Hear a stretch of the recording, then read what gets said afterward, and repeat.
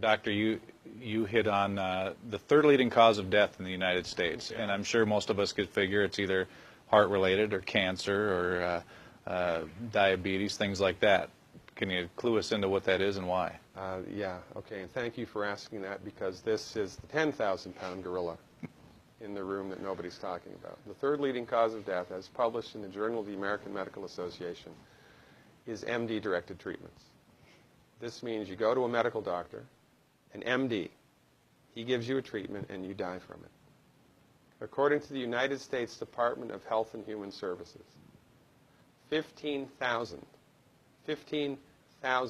Medicare patients a month are killed by MD treatment, and nobody goes to jail. A handful of terrorists fly 2 planes into the Twin Towers. 3,500 people die, and we go to war. But 15,000 people a month are killed by medical doctor treatments, and we don't bat an eyelash. This is because we have been, I don't want to say brainwashed, that's not the correct term, but we have been, for the last 100 years, kind of led into this false belief. You know, I think it was Marcus Welby that started it, that the medical doctor is king and knows everything about everything. And really, you need to just shut up and follow your medical doctor's advice. Most people in the United States have no idea at all of the history of the evolution of medicine in the United States. In the early 1900s, it was a relatively level playing field between the chiropractors, the osteopaths, the homeopaths, and the MDs. In 1915, 1920, there was something called the Flexner Report.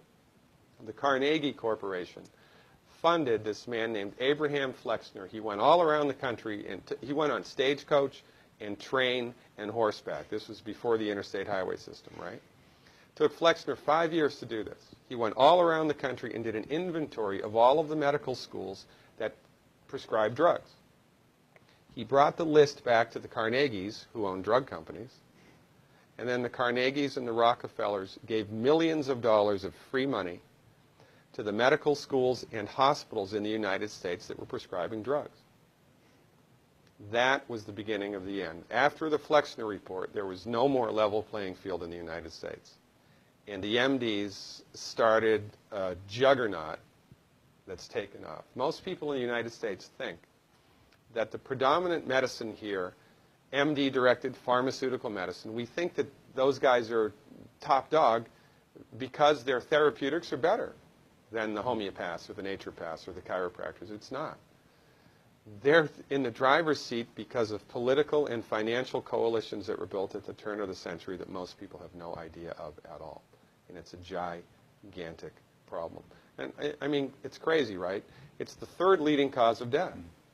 And yet, when the government makes noise about messing with people's insurance, everybody freaks out. Mm-hmm. And that's a whole other thing to talk about, isn't it? Because what is medical insurance? When you buy medical insurance, what are you doing? You're betting that you're going to get so sick you will not be able to afford it. Mm-hmm. Right? Yeah. Right.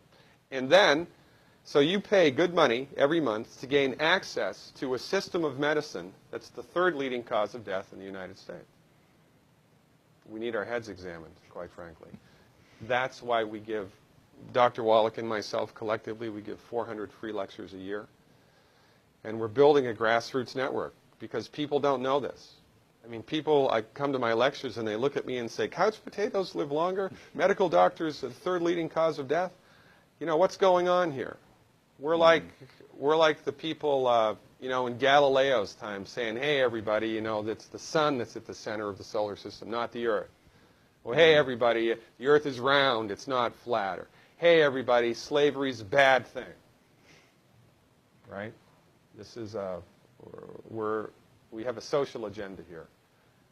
Why do we have a social agenda? Because people are suffering needlessly.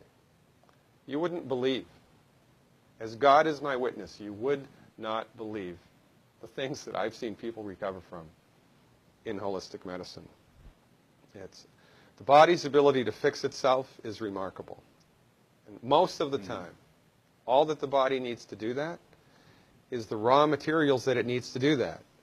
And we need to stop eating food that's hurting the body. You know, if you put diesel fuel in an unleaded engine, even if it's a brand new Ferrari, it's going to run like crap if it runs at all. There's nothing wrong with the car, it just had the wrong fuel. It's the same with the human body. You give the human body the raw materials that it needs, clean up the diet, Superman, Superwoman. And you know, if you don't get to super status, then at least your blood pressure normalizes, at least your arthritis goes away, at least your anxiety and panic attacks go away, and you can sleep through the night.